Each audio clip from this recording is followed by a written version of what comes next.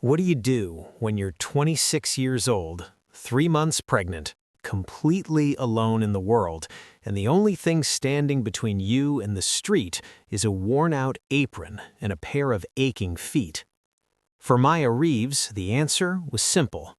You smile, you nod, you carry the heavy plates without complaining, you swallow the sharp words that rich customers throw at you like they cost nothing because for them, they cost nothing.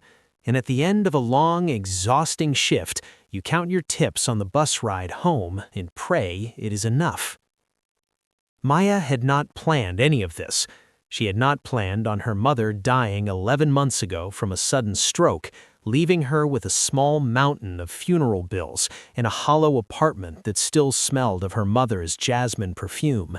And she had absolutely not planned on being pregnant, alone, and terrified, all at the same time. But life does not wait for you to be ready. It just arrives. And so did she, every single morning at the heavy glass doors of the Sovereign Room. The Sovereign Room was a restaurant that liked to believe it was something more than a restaurant. It sat on the 42nd floor of a gleaming tower in the middle of the financial district, and it had views of the city that would make your heart ache. The tablecloths were white as fresh snow, the wine glasses were tall and thin like ballet dancers. The prices on the menu were written without dollar signs, as if the money was too polite to be mentioned directly. The people who ate there were the kind of people who made decisions that changed other people's lives without ever thinking twice about it. They signed papers in air-conditioned offices that closed factories and left thousands without jobs. They sat on charity boards and talked loudly about helping the poor while treating the serving staff like they were part of the furniture. For Maya, it was simply the place that kept the electricity on in her small apartment on the south side of the city. It paid for the prenatal vitamins she took every morning with a glass of water and a silent prayer. It was, as she often reminded herself when things got hard, just a job. She had a best friend at work, a fellow server named Danny Ochoa. Danny was 28, warm-hearted, loud in the best possible way, and fiercely protective of Maya ever since the day 6 months ago when she had quietly told him about the pregnancy during a staff break. He had not judged her. He had not asked the obvious questions. He had simply handed her his granola bar and said, "We are going to figure this out." That morning, Danny slid a glass of cold water across the service counter and looked at Maya with an expression she knew well. It was the look he used when he was about to deliver bad news. "Table 4 is yours today. He's already here." Maya did not need to ask who he was. Every member of staff at the Sovereign Room knew. The tension in Danny's shoulders, the slight lowering of his voice, it could only mean one person. Roman Voss. She let out a long, slow breath and pressed her hand briefly to her stomach, a habit she had developed without realizing it, a small, quiet check-in with the tiny life growing inside her. Of course he is. She straightened her back, tucked a loose strand of dark hair behind her ear, and picked up her notepad. The baby pressed a small flutter against her ribs, as if it too was bracing itself. The man at table 4. Roman Voss was not just wealthy. The word wealthy was far too small for what Roman Voss was. He was the kind of rich that exists in a separate category from ordinary millionaires. The kind of rich where the number of zeros in your bank account stops meaning anything because the number is simply too large for the human brain to picture. He was the founder and chairman of Voss Global Industries, a company that had its fingers in technology, energy, pharmaceuticals, real estate, and at least 4 other industries that Maya did not fully understand. Business magazines called him a titan. Financial journalists used words like visionary and ruthless in the same sentence, as if those two things naturally belonged together. He came into the Sovereign Room every Monday and Thursday for lunch, Not because he loved the food, he made it very clear, in a variety of quiet, cutting ways, that he did not. He came because it was 3 minutes from his head office, and because, according to Danny's theory, he enjoyed having a fresh audience for his very particular talent, making people feel small. He was in his mid-50s, tall, with silver hair combed back from a strong, angular face. His eyes were dark gray, the color of a winter sky right before a storm. He was not unattractive, but there was no softness in his face, not a single line of kindness, just sharp angles and cold authority. Maya had served him 11 times before this morning. She had memorized his preferences the way a soldier memorizes a minefield, carefully so she could survive the crossing. She walked to table 4, her back straight, her professional smile firmly in place. He was staring out at the city below, his hands folded on the table. His suit was charcoal gray. His watch probably cost more than Maya would earn in 5 years. He did not look up when she approached. "Good morning, Mr. Voss. Welcome back. Can I start you with something to drink?" He did not answer immediately. This was normal. He let the silence stretch for 3 or 4 seconds, long enough to make the other person uncomfortable. It was a test, right from the very first moment, a way of saying, "I will respond when I choose to respond, and not 1 second before." Still water, room temperature, filtered, not tap, and a slice of lemon, cut lengthways, not a... She did not know why. Not yet. The weeks passed in the way that hard weeks do, slowly when you are in them, and surprisingly quickly when you look back. Maya's pregnancy grew more visible. The small, secret roundness beneath her uniform top became something that could no longer be explained away. The other staff knew, of course. The manager, a tightly wound man named Gerald Finch, had been informed quietly and had responded by scheduling Maya exclusively for the lunch service rather than the physically harder dinner shifts. It was a small mercy, and Maya accepted it without complaint. Roman Voss did not acknowledge the pregnancy. He noticed it, she was certain of that, because Roman Voss noticed everything that did not meet his standards, but he said nothing. His complaints remained exactly as they had always been. The bread was not crusty enough, the garnish on his plate was wilted, the coffee she brought with his dessert was half a degree cooler than it should have been, and how difficult was it, really, to maintain a consistent temperature. One rainy Wednesday, he came in looking darker than usual. There was a tightness around his jaw and a coldness in his eyes that went beyond his regular manner. He sat down, did not touch his water, did not look at the menu, and simply stared at the table. Maya approached with careful steps. "Good afternoon, Mr. Voss. Can I get you—" Don't do the speech. I know what I want. Bring it." She brought his food. The kitchen had been careful. The salmon was perfectly cooked, the sauce at the right temperature, the vegetables crisp and bright. She set the plate before him, stepped back, and waited. He cut into the salmon and took one bite. He chewed for a moment, then set his fork down. "This is overcooked by a full minute. A full minute. Either your kitchen is incompetent or they simply do not care. Either possibility is unacceptable." "I'm sorry, Mr. Voss. I'll have them prepare it again immediately." "The moment is ruined. I don't want it again. I want you to go back there and explain to whoever cooked this that their carelessness has wasted 45 minutes of my day. Can you do that?" Maya held very still. She felt the familiar hot pressure building behind her eyes. Not tears of sadness, but tears of something harder and more difficult to name. She forced it down. "I'll communicate that to the kitchen, sir." She walked away and said nothing of the sort to the kitchen. She had learned many months ago that passing his complaints along word for word only made the kitchen staff miserable without making him any happier. That evening, sitting on the bus ride home, Maya pressed her forehead against the cold window and watched the city slide past in the rain. She was exhausted in a way that went all the way down to her bones. The baby was quiet, settled low, and she rested one hand on the curve of her stomach and thought about her mother. Elena Reeves had been a quiet, steady woman. She had worked as a seamstress for most of Maya's childhood, sitting at her machine long after Maya went to bed, running up alterations and repairs for a small dry cleaning shop on the corner. She had never had much money, but she had always made their apartment feel full of warmth, full of small rituals.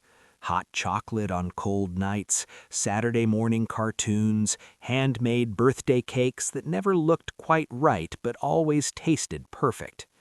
She had not talked much about her father.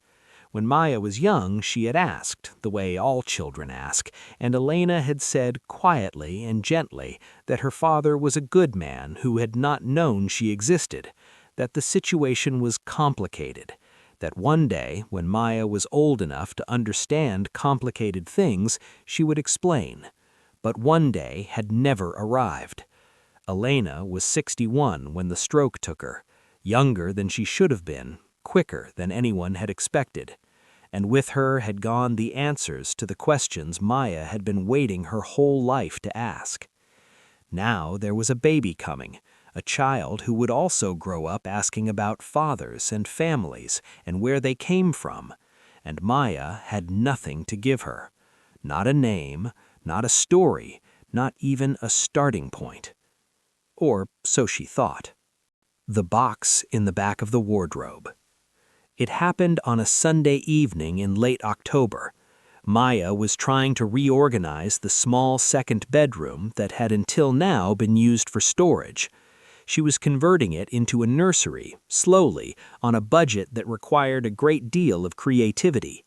She was moving a stack of her mother's old things, boxes she had not had the emotional strength to open since the funeral, when she found it.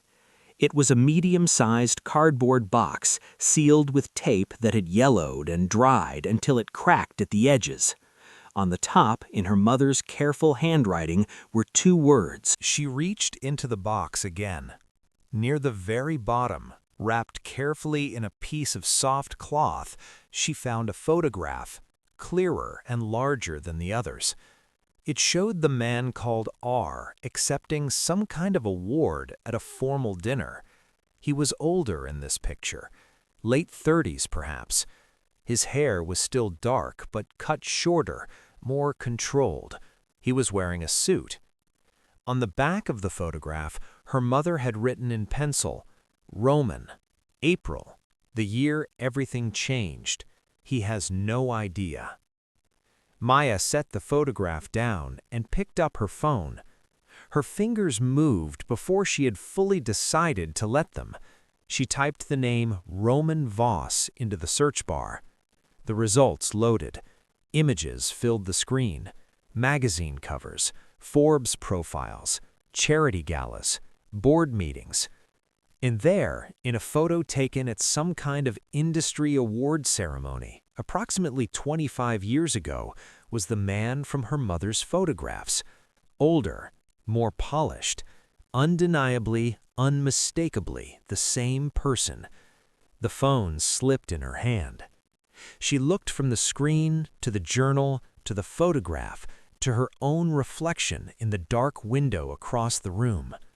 Roman Voss, the man who sat at table 4 and told her the lemon slice had a seed in it.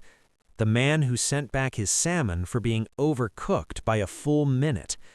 The man whose cold gray eyes looked through her every week as if she were nothing more than a piece of the furniture.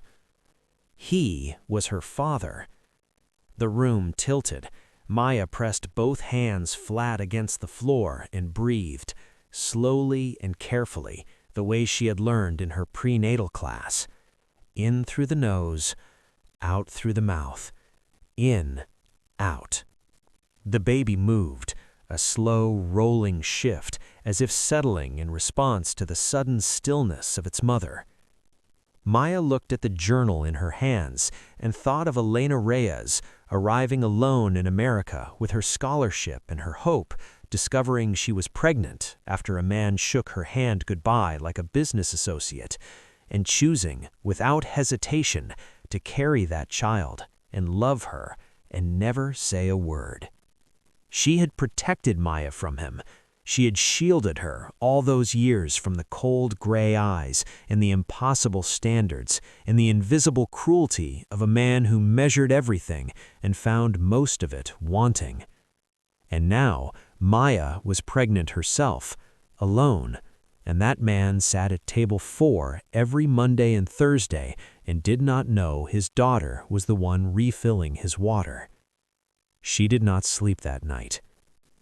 Going to work on Monday morning was the hardest thing Maya had done since the day she buried her mother. She stood in front of the bathroom mirror for longer than usual, looking at her own face. She had her mother's dark eyes and wide mouth, but she could see, now that she was looking for it, other things. The set of her jaw, the line of her cheekbones, things she had always thought were simply her own face, but which she now recognized as borrowed. She wore her hair back as usual. She put on her uniform. She pressed her hand once to her stomach, a hello, a reassurance, and she went to work. The walk to the Sovereign Room felt different. The city was the same city it had always been, the same noise, the same crowds, the same smell of coffee and exhaust, but she moved through it feeling like a different person. She was Maya Reeves' waitress, but she was also the daughter of a man who did not know she existed, and she was about to go serve him his lunch. Danny met her at the service entrance with coffee. He looked at her for a moment before he spoke. "Danny, something happened. What happened?" Maya, "Nothing. I'm fine. Let's just get through the day." He did not push her. That was one of the things she valued most about Danny. He knew when to let things be. The first hour of her shift passed in a kind of fog. She moved through her tables with automatic precision, taking orders, delivering plates, refilling glasses. Her body knew the choreography so well by now that she could perform it without fully being present. At 11:47, the door opened and Roman Voss walked in. Maya had served him dozens of times. She had stood 6 inches from his face. She had watched his expressions, memorized his preferences, absorbed his complaints, but she had never once looked at him the way she looked at him now, searching his face without meaning to for the things she recognized: the jaw, the eyes, the way he walked, straight and deliberate, like a man who had never once second-guessed his right to take up space. She felt Danny's hand brush her elbow. "Danny, do you want me to cover for?" She thought about it for exactly 3 seconds. Maya, "No, it's fine. It's my table." She picked up a menu and walked across the dining room. He was already seated, already looking at his phone, already done with the room before he had been in it for 60 seconds. I did not tell him. "Good afternoon, Mr. Voss." He looked up. For the first time in all the months she had served him, she felt his gaze actually land on her, not the brief, dismissive sweep she was used to. Something just slightly more present than that, as if something small had shifted in the air around them. It lasted perhaps 2 seconds. Then he looked back at his phone. Water, the usual order. Maya wrote nothing in her notepad. She had his order memorized. She nodded and walked away. She stood at the service station for a moment with her back to the room, collecting herself. The knowledge she carried felt enormous, like trying to hold a boulder in your arms and act as though it weighed nothing. She knew who he was. She knew what he had done to her mother. She knew that the child growing inside her was his grandchild, and that he had no idea, and that he would look right through her and never once wonder. She brought his water. He examined the lemon. No seeds this time. He said nothing, which was the closest he came to a compliment. The food came. He ate in silence. He found one fault. a slight over-seasoning in the sauce, and reported it to her in the same flat, detached voice he used for everything. Maya accepted it with her usual professional courtesy. But this time, something was different. This time, the words did not land the same way they always had. Before, his dismissiveness had stung her in that old, familiar place, the place that had always wondered whether she was worthy, whether she was enough. Now, that sting was replaced by something else, something quieter, something that felt, unexpectedly, like a kind of grief. He had been 28 years old when he sat across a table from her mother and told her that love was a complication he couldn't afford. He had shaken Selena's hand and walked out of her life, not knowing, or choosing not to know, what he was leaving behind. And that decision shaped every single thing that followed. Elena's solitary courage, Maya's fatherless childhood, the cold stone in her chest that had never quite gone away. And here he was, still unaware, still sitting in his expensive suit, finding fault with the seasoning, still moving through the world as if it owed him flawless service and nothing else. When he was finished, she brought the bill. He signed it without looking at the tip line. 0, as always. She stood at the service station and held the receipt in both hands, looking at the 0. A note this time. Adequate. Nothing more. She folded it and put it in her apron pocket. Evidence. A small piece of the puzzle of who this man was and wasn't. What she reads in the nights that follow.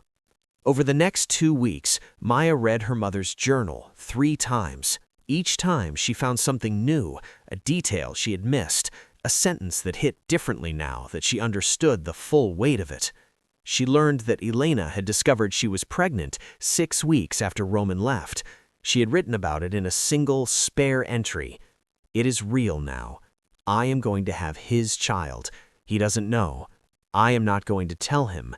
He has made his choice, and I have made mine. Ours. She learned that Elena had briefly considered, in the early weeks, trying to contact him. There was a draft of a letter in the journal, crossed out in heavy strokes. Roman, I know this is not what either of us planned. The crossing out was so thorough you could barely read the words beneath, but Maya traced them carefully with her fingertip.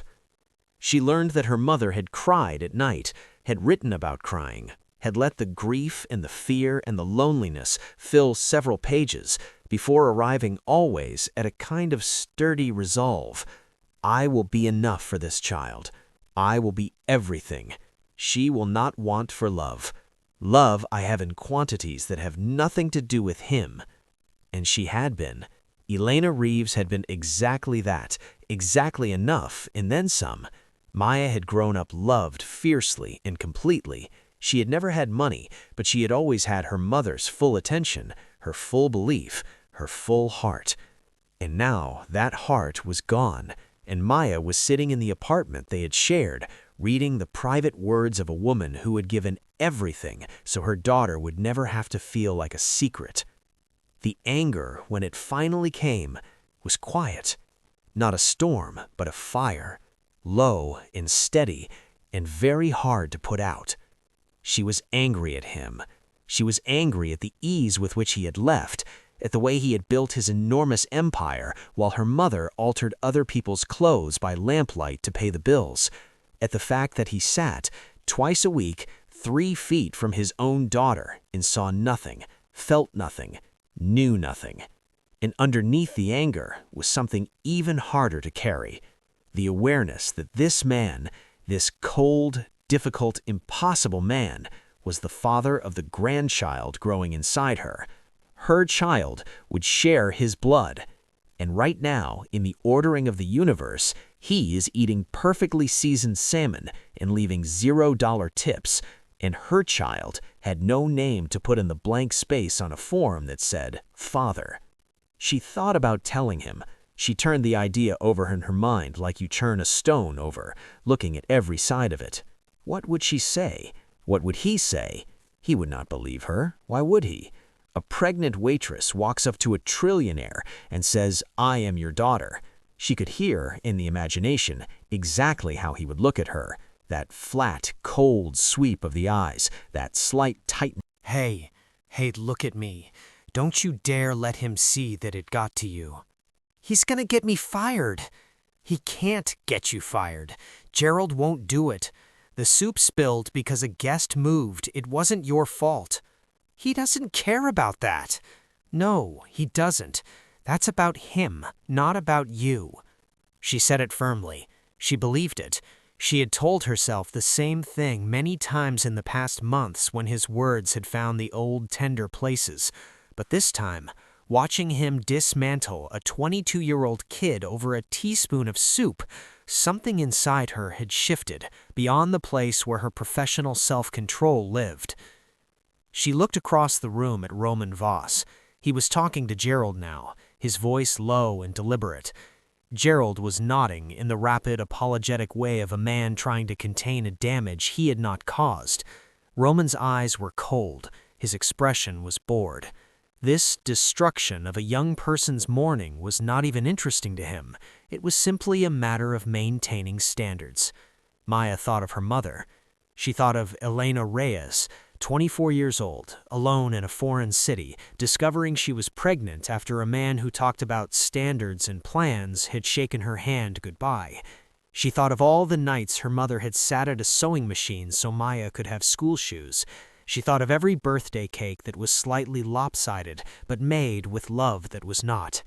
She thought of her own child, growing steadily, already a person in the making, who would one day ask about the world and what kind of people were in it. She untied her apron. Danny appeared at her elbow. Maya, what are you doing?" "Something I probably should have done a long time ago." "Think about this. Think about the rent." "I am thinking, more clearly than I have in months." She folded the apron neatly and set it on the service station. She walked across the dining room toward table 4. She felt the room's awareness shift toward her, the way a room goes quiet when something is about to happen. Gerald saw her coming and his eyes went wide. "Miss Reeves." "It's all right, Gerald. I've got it." She stopped in front of Roman Voss. He had dismissed Gerald and was looking at his phone. He did not look up. "Unless you're here to tell me that young man has been reassigned, I'm not interested." "No, I'm here to talk to you." Something in her voice made him look up. Perhaps the absence of deference. Perhaps the steadiness of it when every other voice in this room curved automatically around him in apology and accommodation. He looked at her, really looked at her. She met his gaze without flinching. "I beg your pardon?" "That young man has been here 4 weeks. He is learning. He spilled a teaspoon of soup because a guest moved into his path, and you just spent 3 minutes dismantling him in front of a full dining room, not because it was necessary, but because you could, because you enjoy it." A hush had fallen over the nearby tables. Roman's eyes had gone very still. "I suggest you think very carefully about what you are doing right now." "I have thought about it. I've been thinking about it for months, actually." She took a single step closer. Her voice stayed even and calm, which surprised even her. "You sit here twice a week in your beautiful suit and you take apart the people who serve you. You find fault with everything. The lemon, the temperature, the seasoning. It's never really about those things. It's about the power, about having someone standing in front of you who has to absorb whatever you say and thank you for saying it. That's what you come here for, not the food." "You were making a significant error. My mother taught me something. She said the real measure of a person has nothing to do with what they own.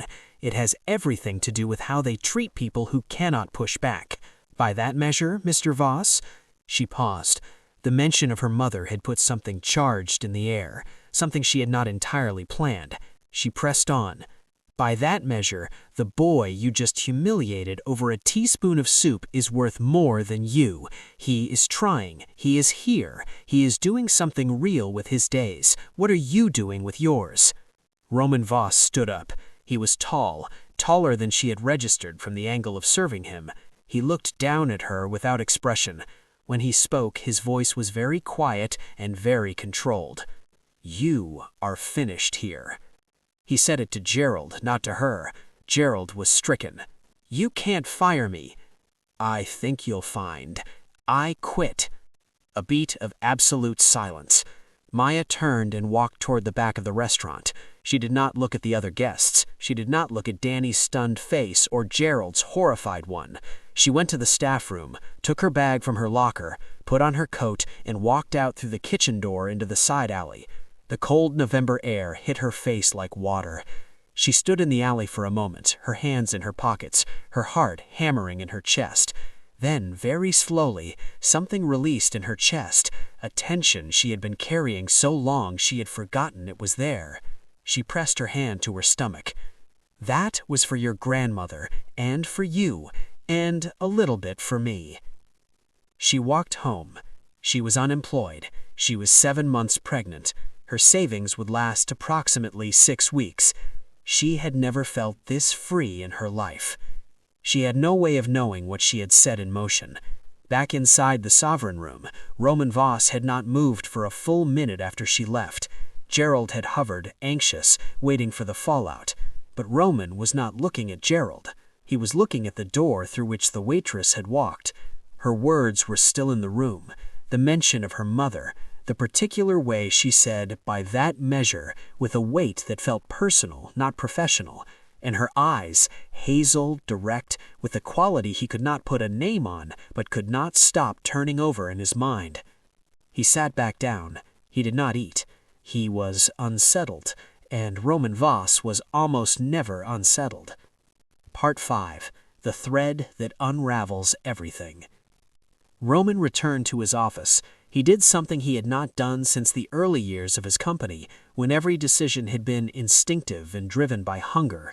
He sat at his desk and did nothing. He simply sat. His assistant, Clara Brennan, was a precisely efficient woman of 52 who had worked for him for 14 years and was entirely unafraid of him, a quality he secretly respected. She knocked at 3 o'clock. "Your 4 o'clock is confirmed. Will you need anything before?" "Not yet, Clara." "Sit down for a moment." She sat, tablet in hand, her expression carefully neutral. "The waitress who was dismissed from the Sovereign Room this afternoon. I need you to find out who she is." Clara made a brief note. "Do you know her name?" "No. Dark hair, late 20s, obviously pregnant. She has been here at least since early summer. Her first name may be Maya, I believe another staff member used." "May I ask the purpose?" "I want to follow up on something." Clara asked nothing further. In 14 years, she had learned the art of the well-timed silence. By 5 o'clock, she had the information. She stood in his office doorway, and something in her expression, just the tiniest shift in its usual calibrated blankness, made him sit forward in his chair. "Her name is Maya Reeves. She is 26 years old. She has no immediate family. Her mother, Elena Reeves, formerly Elena Reyes, passed away 11 months ago." The name landed in him like a stone dropped into deep water. He felt the ripples before he could name the cause. Reyes, Elena Reyes. He hadn't thought of that name in a long time. He had, over the years, not thought of it deliberately, had arranged his memory like a room where certain doors were simply kept closed. Not locked, just closed. "How old did you say she is?" 26, sir." He did the mathematics quickly. He had been at university in his late 20s when he met Elena. The relationship had lasted almost 2 years. He had ended it when he was 28, cleanly, definitively, because he had believed then that cleanness and definitiveness were the most honest things he could offer someone he cared for but could not be present for. 26 years ago. He stood up and went to the window. The city below carried on in complete indifference to the thing that was rearranging itself in his chest. He thought of Yelena's face, young, laughing, infuriatingly hopeful even in the face of all his coldness and distraction. He thought of the last time he had seen her, the look on her face that he had convinced himself was simply sadness, ordinary sadness, the ordinary sadness of a thing ending. He had shaken her hand. He had actually shapen her hand. He had walked away and not looked back, because looking back had felt, at the time, like weakness. And now, her daughter, who might be... Is there anything else in the file?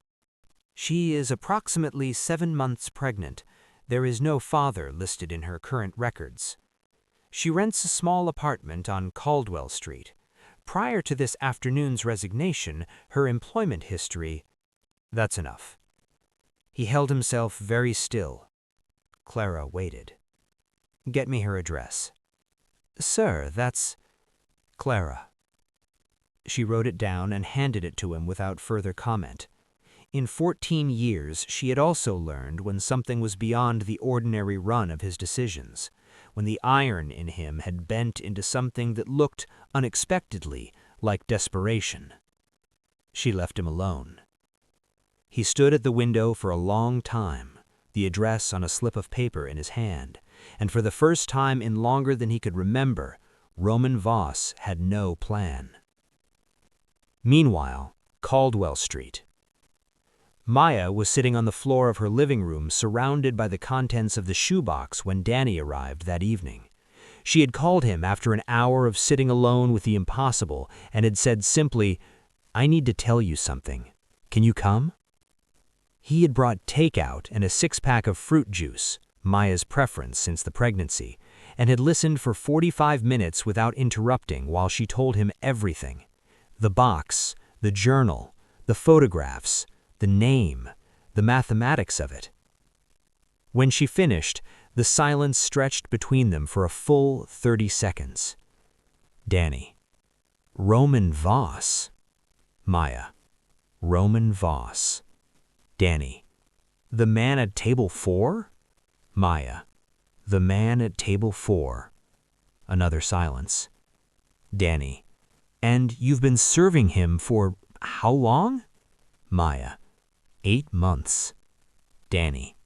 8 months? Maya. Yes. Danny set down his container of rice and stared at the ceiling for a moment. Danny. Okay, I'm gonna need a minute. Maya. Take as long as you need. I mean, the man who told you your lemon slice had a seed in it. Maya. Is apparently my biological father, yes. Danny. Maya. Maya. I know. He reached across the takeout containers and took her hand. Danny. What are you going to do? Maya. Nothing. I'm going to do nothing. I quit today. I never have to see him again. I'm going to find a new job, finish my portfolio, and have this baby, and live my life. And that is it. Danny looked at her for a long moment with the expression he used when he thought she was wrong about something and was deciding whether to say so. Maya. Don't. Danny. I wasn't going to say anything. Maya. You were thinking it very loudly. Danny. I was just thinking that you went through 8 months of him treating you like furniture, and now you know why it always felt personal, and you're just going to let it go? Keep carrying it by yourself while also being 7 months pregnant? Maya. My mother carried it by herself. Danny. Your mother was extraordinary. You are also extraordinary. That doesn't mean you have to carry everything alone just to prove it. Maya looked at the journal on the floor beside her, at the photograph of the young man who had shaken her mother's hand goodbye. A sharp knock at the door made them both go very still. Danny looked at her. She looked at the door. She got up, slowly, and crossed the room. She looked through the pier hole. Roman Voss was standing in the hallway. He looked, from this angle, different from the man at table 4. He was still wearing his suit from earlier, but his tie was loosened. He looked older than she had ever registered. He looked in a way she had absolutely not expected, like a man who was afraid. She stood at the door and pressed her forehead briefly against the cool painted wood. Behind her, Danny said quietly, "Who is it?" Maya. It's him. Silence. Danny. Do you want me to? No. She straightened up. She opened the door. "You have your mother's eyes." The words came out of him quietly. They did not sound like something he had planned to say. They sounded like something he had been unable not to say. Maya felt the tightness in her throat that she had been holding at bay since she opened the shoebox. "I know." He exhaled. It was not a calm sound. "May I come in?" She stepped back. He entered. Danny was still sitting on the floor, surrounded by takeout containers and the scattered contents of the shoebox. He stood up with the expression of a man who has found himself at the center of something enormous and is doing his very best to hold steady. Roman did not seem to see him. His eyes had gone to the shoebox, to the photographs on the floor. He crossed the room slowly, like a man walking towards something he knows is going to be difficult, and stood looking at the photographs of a young woman on a beach with a cathedral spire in the background. His hands were still at his sides. He did not reach for the photographs. "Where did you get these?" "She left them for me, in a box, with her journal." The journal. The whole story. I read it. He turned to look at her. His face had done something she had never seen it do in 8 months of serving him. It had opened, not softened exactly. Roman Voss was not a man built for softness, but opened. The armor had shifted. "I didn't know. I want you to understand that. I did not know she was pregnant when I left. If I had known, would it have mattered?" The question came out clean and direct, and she did not take it back. She needed to know the answer.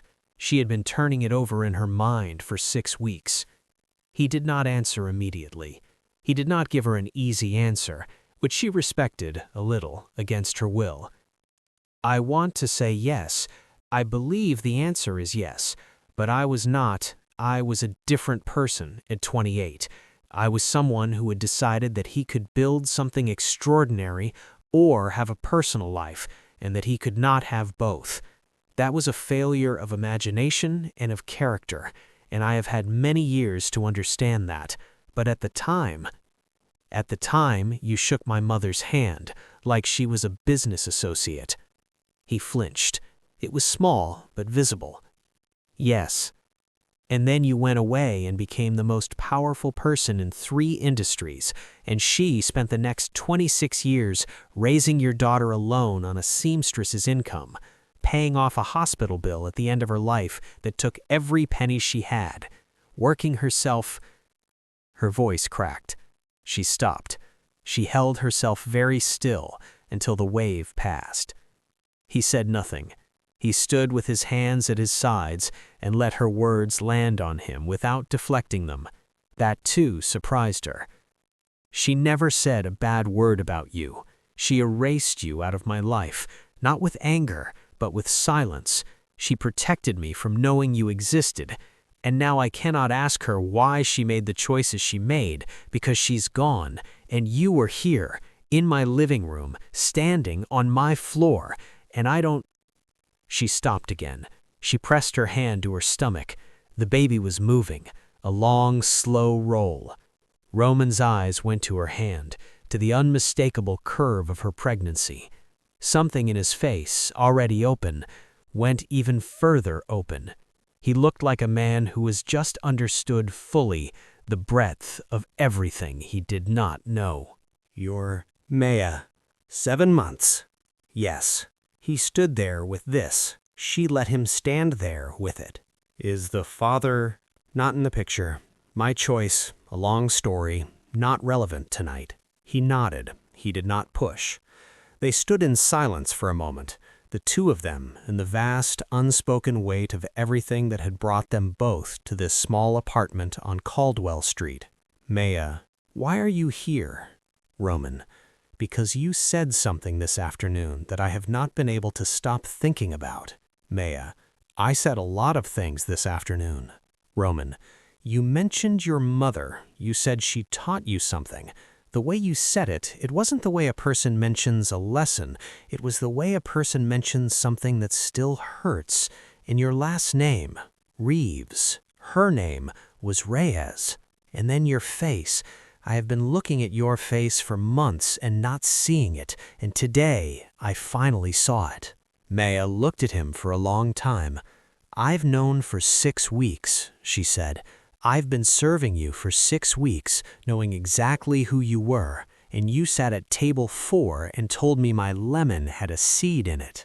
Something crossed his face that might, on another man, be called pain. I'm sorry. The words were simple. They were not enough. They could never be enough. Not for the lemon, not for the years, not for Elena standing alone in her apartment with a test result in her hand. But they were real. She heard the reality of them. Maya, I think you should go now. He looked at her. He nodded. I understand. He moved toward the door. At the threshold, he stopped. He did not turn around, but he spoke. She was your mother. She was the most genuine person I have ever known. Whatever I became afterward, whatever I built, there is not a version of my life where that is not the great loss of it, the great failure. He walked out. His footsteps echoed down the hallway, and then there was silence. Danny crossed the room and sat beside Maya on the floor. He did not speak. She leaned her head on his shoulder. The baby moved again. Outside, the city continued. Part 7. What comes after? He did not contact her for 2 weeks. In those 2 weeks, Maya did what she had always done when her life required it. She kept moving. She registered with a freelance design platform and sent out her portfolio to every agency she could find within commuting distance. She repainted the nursery from a dingy cream to a soft sage green, using a roller in the YouTube tutorial Danny had found at 11 o'clock on a Friday night. She bought a second-hand crib, a second-hand rocking chair, and a set of brand-new crib sheets because some things, she decided, needed to be new. She thought about Roman.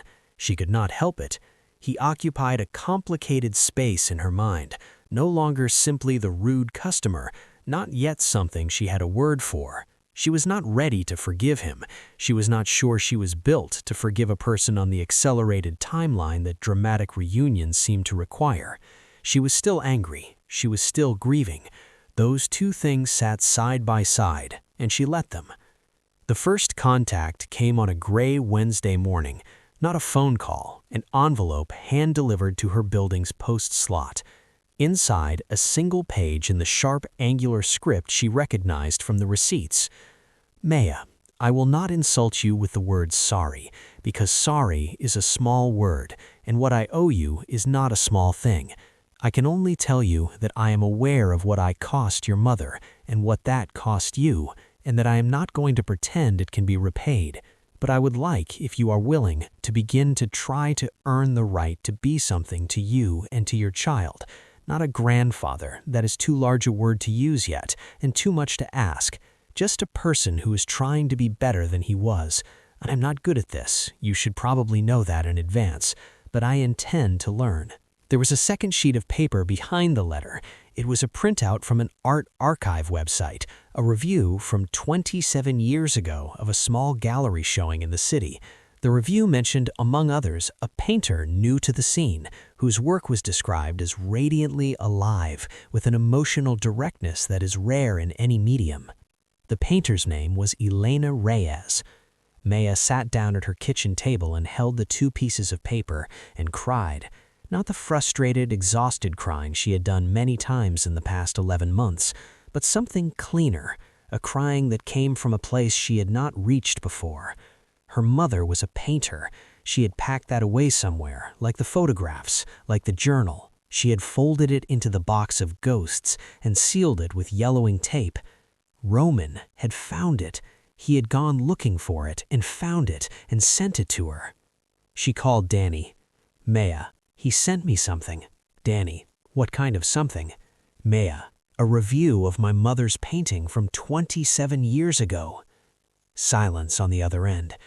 Danny, Maya, I know. Danny, that's actually kind of a thing to do. Maya, I know. 3 days after the letter, a package arrived, a professional-grade drawing tablet, the brand she had researched and decided she couldn't afford. The note card was brief. Talent is not a luxury, neither are the right tools.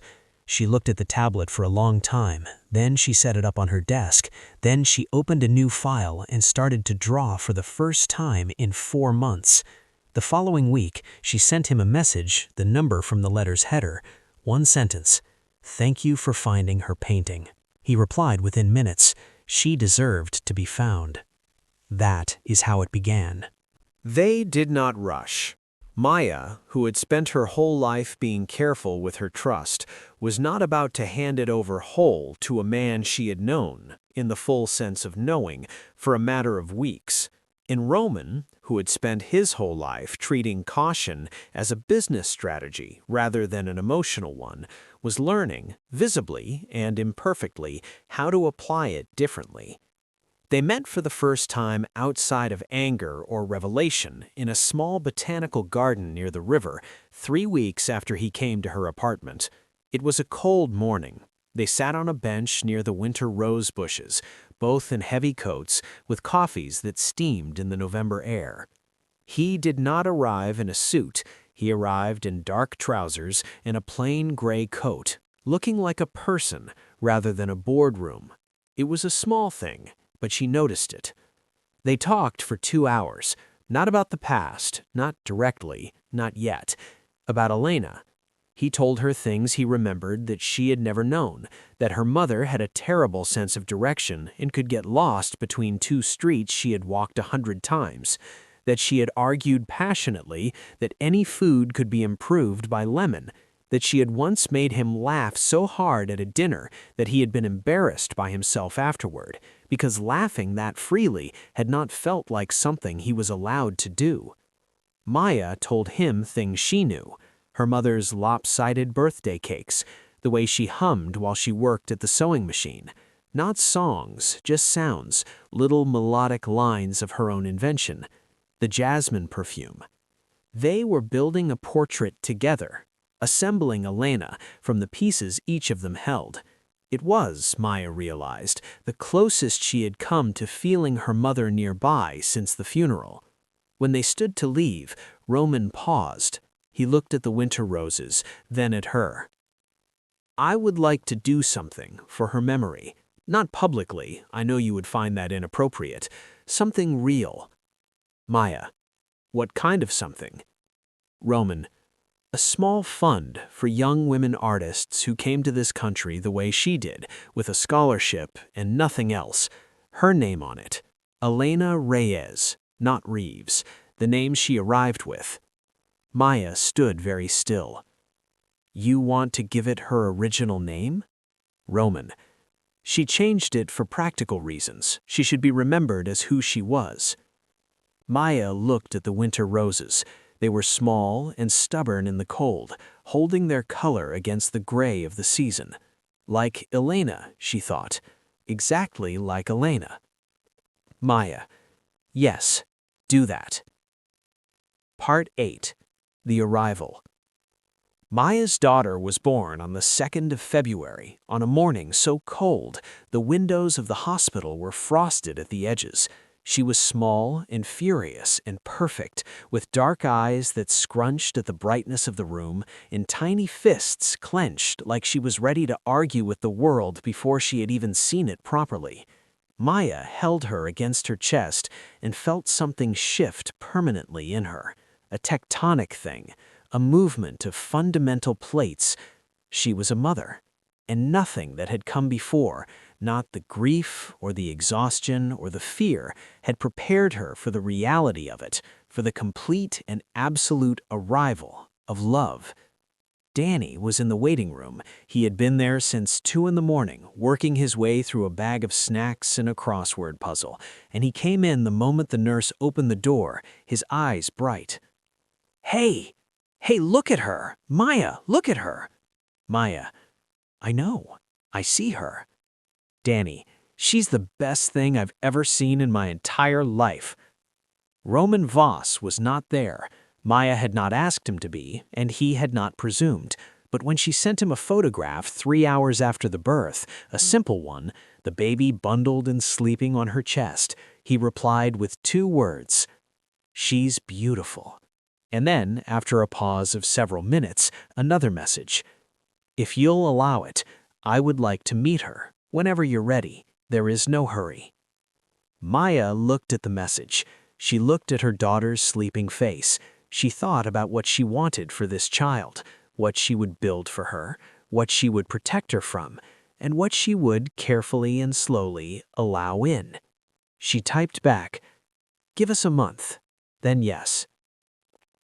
6 months after the birth, on a warm spring afternoon, Maya received an email from a small arts foundation.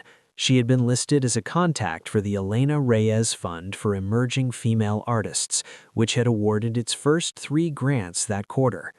The email included a photograph from a small, private ceremony. No press, no fanfare, exactly as she had asked. 3 young women, each with a scholarship in their hands.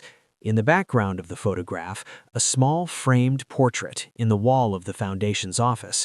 Maya had drawn it herself from the photographs in the box. Her mother, young, laughing on a beach with a cathedral spire in the distance. The name beneath the portrait read, Elena Reyes, artist, 1963 to 2024. She came from far away, and she made things beautiful. Maya sat at her desk in her apartment, a desk that now had drawings pinned above it and a sleeping baby in a bassinet beside it, and looked at the email for a long time. She had a job now, not waiting tables, a junior position at a design studio that had found her portfolio and called her on a Tuesday morning, 7 weeks after her daughter was born. The work was real and hers.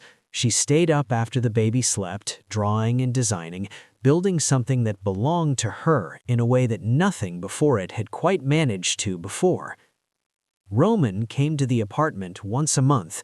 He sat carefully in the good chair by the window and held the baby with the concentrated expression of a man learning to do something he has never done before, who is determined to do it correctly. He was not a natural at softness. He was learning. Maya watched him try and did not look away from it. They had not resolved everything. There was too much between them for resolution in any tidy sense. The anger was still there some days, the complicated grief of a person who grew up without a father and is now, in her late 20s, trying to understand what to make of the man who became that absence. On the harder days, she felt the unfairness of it like a weight. On the easier days, she was simply curious about who he was under the armor and whether the person her mother loved was still, somewhere, reachable. He was trying. She had decided that trying was worth something. Not everything, not absolution, but something. There is an old idea that family is simply the people we are born to, that blood is the thing, that the connection is automatic, inevitable, built into the DNA, like eye color or height. Maya Reyes grew up knowing that this is not the whole truth. She was raised by a woman who chose every single day to be a mother, who showed up with lopsided birthday cakes and hummed songs while she worked and paid bills on a seamstress's income and carried a secret her whole life so her daughter would never have to feel like a mistake. Elena Reyes did not have to be the mother she was. She chose it again and again in the small daily moments that no one sees and no one records. That is what love actually is.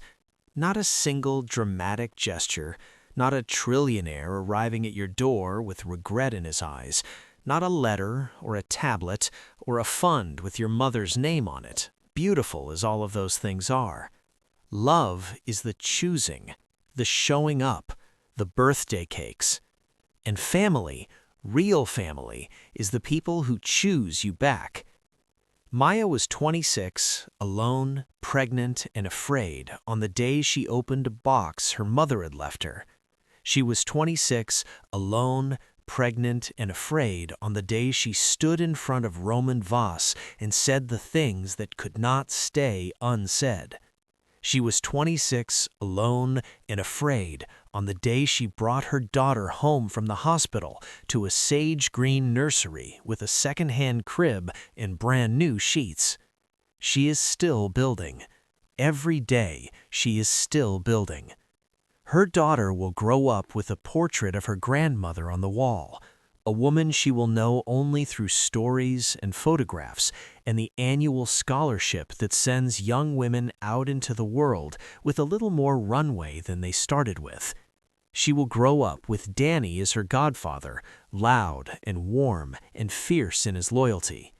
She will grow up with a grandfather who sits stiffly in the good chair and holds her very carefully and is, in his way, trying. And she will grow up knowing that the measure of a person has nothing to do with what they own. Her grandmother told her mother that. Her mother will tell her. Some things travel farther than money. Some things do not fit in a shoebox. Some things, the real things, are carried in the chest, passed from one person to the next, kept alive by the simple, stubborn act of remembering. Elena Reyes came from far away, and she made things beautiful. Her daughter is doing the same. If Maya's story moved you, if you found yourself holding your breath during that scene at table 4, or feeling the weight of that shoebox, or hoping, just a little, that things might find their way to something like peace, then we are grateful. Stories like this one are why we do what we do. Please take a second and hit the like button below. It tells us that this story mattered to you, and it helps more people find it. Share this video with someone who needs a reminder that it is never too late to start telling the truth, with someone who is carrying a secret that has gotten too heavy, with someone who loves a story about the things that families bury and what happens when the ground finally gives. Subscribe to this channel and turn on notifications. We release new stories every week. Stories about real lives, real choices, and the moments that change everything. And leave us a comment. We read every one. Tell us, what would you have done in Maya's place when she stood at that door and looked through the peephole and saw him standing there? Would you have opened it? We want to know. We are listening.